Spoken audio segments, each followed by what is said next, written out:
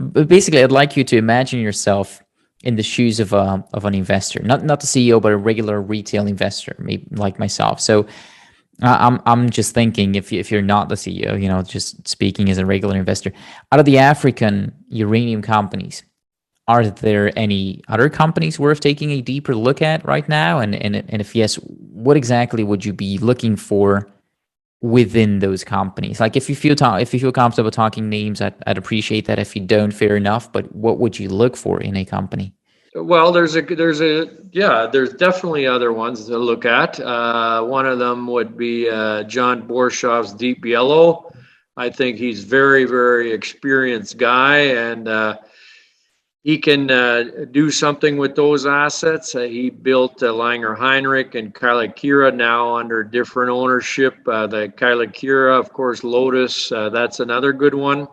Um, these deposits are typically a lot lower grade than what we have at DASA.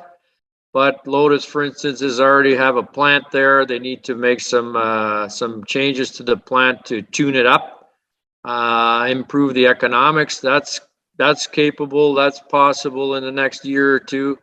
And of course, I guess from the other one, Langer Heinrich, a lot of Chinese ownership there now. So I don't know how that one's looking going forward, but I think those other two would be good. I like that answer. Thank you.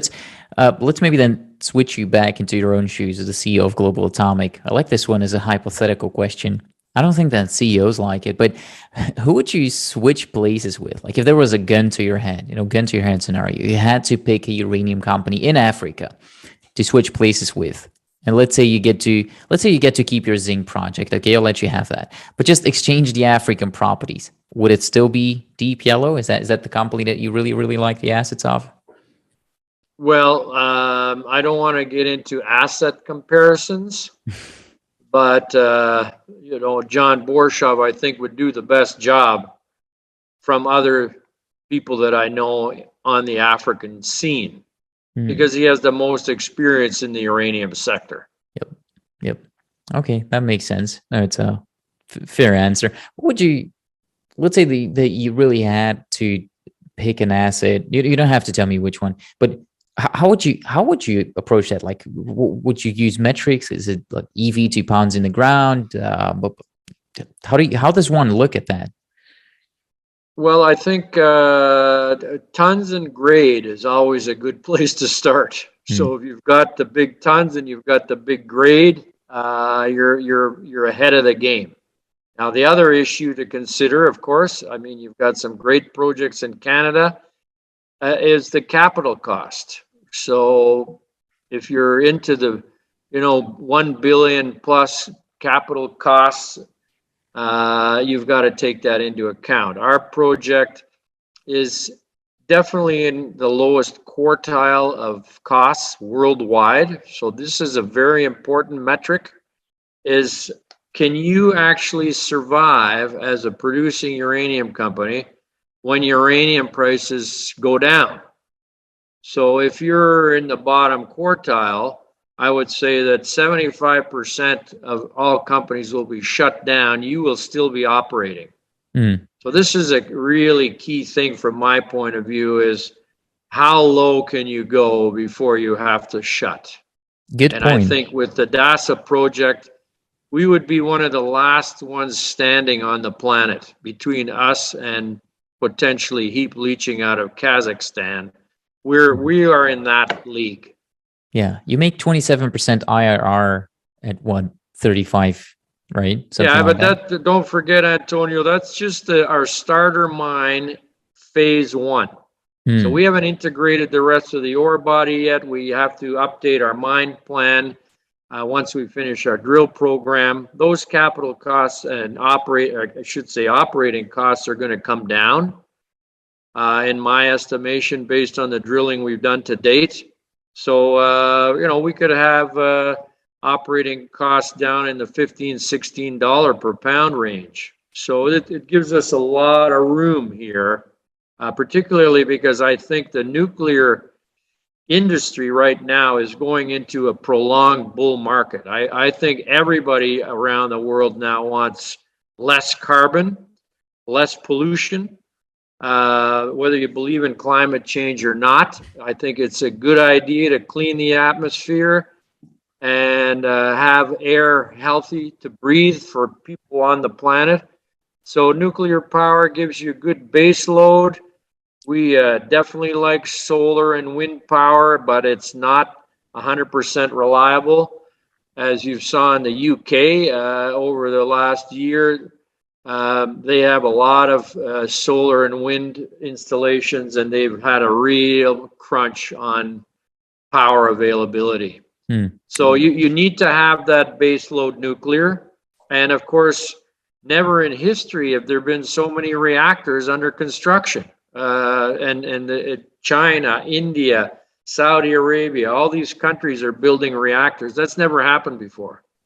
That's true. And let's hope, me being here in Europe, let's hope Germany does a U-turn on nuclear as well, because they can definitely use it now that they're probably going to be cut off from Russian gas, but probably a Well, different that's story. Yeah. right. And Yeah. I think that was a really big mistake that Angela Merkel made there. Of course. They call her Angela Merkel, which means more coal. Um Yeah. yeah. Well, you won't be reducing CO2 emissions by burning more coal, that's for sure. That's definitely true. Yeah. I guess I'm trying to be respectful of your time here, Mr. Roman. So I've not, this is the last question that I want to ask here. What do you think of some of the risks, maybe some of the dangers that you'd like to warn me against as a retail investor, someone who's had boots in the ground in challenged jurisdictions in your lifetime? What are some of the red flags, some of the things that I should be looking out for when I'm looking into companies, uranium specifically?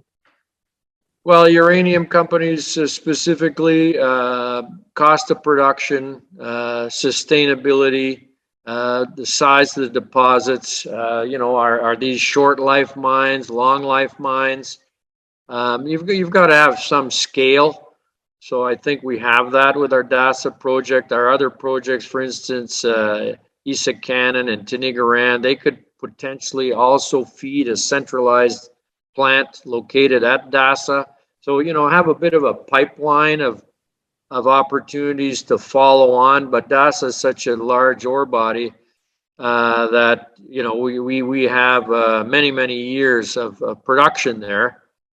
And I would say jurisdictional issues, of course. We keep an eye on what's happening around the world and where you can actually operate. There's a lot of places like Spain, poor old Salamanca there, Berkeley. They spent a lot of money bringing that project up the curve, and the Spanish government decided no uranium mining. Well, these are things that really hit you.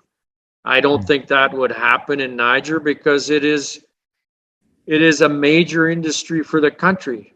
For instance, in Canada, permitting a uranium project could take 10 or 15 years, even more.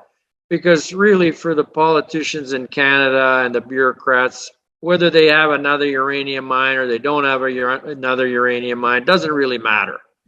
To them, mining's mining, they don't really care. But in Niger, they do care because that's their major industry.